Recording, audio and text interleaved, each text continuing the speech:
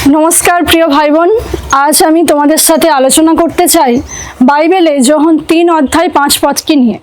দেখো এখানে পবিত্র শাস্ত্রে এই অংশে এই কথাই লেখা রয়েছে যে যদি কেউ জল ও আত্মা হইতে না জন্মে তবে সে কোনো মতেই ঈশ্বরের রাজ্যে প্রবেশ করিতে পারিবে না। আর এই জল কথাটি দেখে তোমরা অনেকেই জানতে চেয়েছো যে এটা ঠিক কি ব্যাপারে, কোন জলের কথা বলা হয়েছে। আবার অনেকে তো এই জল কথাটি দেখে পাকাপাকিভাবে ধরেই নিয়েছো যে ঈশ্বরের রাজ্যে প্রবেশ করার জন্য এখানে জল বলতে জলদীক্ষা নেওয়ার কথাই বলা হয়েছে। দেখো, যারা এটা একেবারে মন থেকে বিশ্বাস করেই নিয়েছো যে ঈশ্বরের রাজ্যে প্রবেশ করার জন্য, আমি আবার বলছি, ঈশ্বরের রাজ্যে প্রবেশ করার জন্য জলদীক্ষার বিশেষ ভূমিকা আছে বলে যারা একেবারে পাকাপাকিভাবে ধরেই নিয়েছো, তাদেরকে বোঝানোর সাধ্য সত্যি আমার নেই। তাদেরকে বোঝানোর জন্য এই ব্যাপারে আমি একটা শব্দও খরচ করতে চাই না। কিন্তু যারা এই জায়গাটা বুঝতে পারোনি বলে আমার কাছে খোলাখুলিভাবে জানতে চেয়েছো, আমি তাদেরকেই উত্তর দিচ্ছি।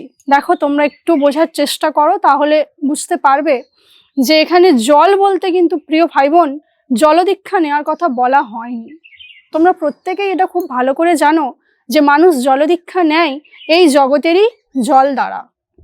তোমরা দেখতে পাবে যে মানুষ পুকুরে, নদীতে, আবার আজকাল কেউ কেউ সুইমিং পুলে ডুব দিয়েও জলদীক্ষা নিচ্ছে। তোমরা বলো তো, স্বর্গে যাওয়ার ব্যাপারে সত্যিই কি এইসব পার্থিব জলের কোনো ভূমিকা থাকতে পারে? এইসব জলের কি নিজস্ব কোনো শক্তি আছে যা আমাদেরকে স্বর্গে ঈশ্বর পিতার কাছে পৌঁছে দিতে পারে? অতএব এখান থেকে পরিষ্কারভাবে কি বোঝা যায় না যে স্বর্গে যাওয়ার জন্য জলদীক্ষা এইসব পার্থিব জলের কোনো ভূমিকাই নেই? দেখো প্রিয় ভাই বোন, আমি তোমাদেরকে আবার পরিষ্কারভাবে বলছি, দেখো এই জলদীক্ষাটা হলো একটা মন পরিবর্তনের দীক্ষা মাত্র। অতীতে করা পাপ কাজের জন্য যারা অনুতপ্ত হতেন এবং ভবিষ্যতে আর পাপ করবেন না বলে যারা সিদ্ধান্ত নিতেন, তাদের এই সিদ্ধান্ত গ্রহণের সাক্ষ্য হিসাবে যোহন জলবাপ্তিস্ম দিতেন। এর সাথে কিন্তু স্বর্গে যাওয়ার কোনো সম্পর্কই নেই।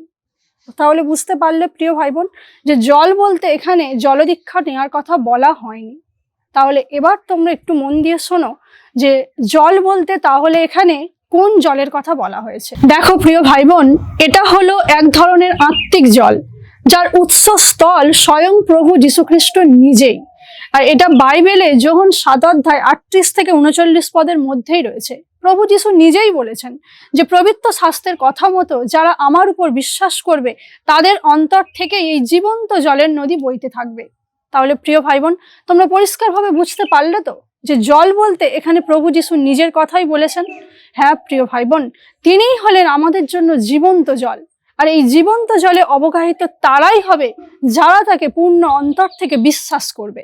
আর আত্মা বলতে যে পবিত্র আত্মার কথা বলা হয়েছে, এটা তোমরা নিশ্চয়ই পরিষ্কারভাবে সবাই বুঝতেই পারছো।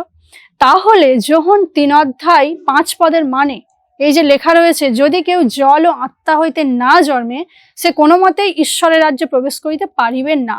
তাহলে এই কথাটার পরিষ্কার মানে তোমরা বুঝতে পারলে তো প্রিয় ভাই বোন।